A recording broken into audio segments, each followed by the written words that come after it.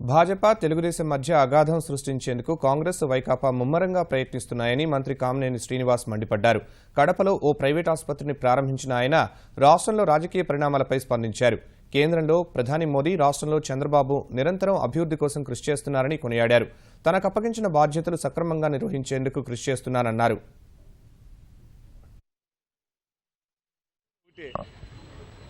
డెఫినెట్గా ఆంధ్ర రాష్ట్ర ప్రజలకి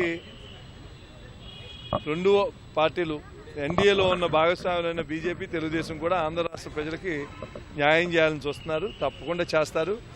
ఈ రాష్ట్రంలో కాంగ్రెస్, వైఎస్ఆర్సీపీ వాళ్ళ కోరిక ఒకటే, బీజేపీ తెలుగుదేశం విడిపోతే కేంద్రంలో ఉన్న బీజేపీకి తెలుగుదేశానికి అగాధం సృష్టిస్తే చంద్రబాబు నాయుడు గారికి ఇబ్బందులు ఉంటాయి. ఆ రకంగా ఇబ్బంది పెట్టి రాష్ట్రానికి ఆ చెడ్డ రాష్ట్రానికి జరిగేట్టు చూడాలని. అందుకని వాళ్ళది మాత్రం డెఫినెట్గా సక్సెస్ అవుతుంది.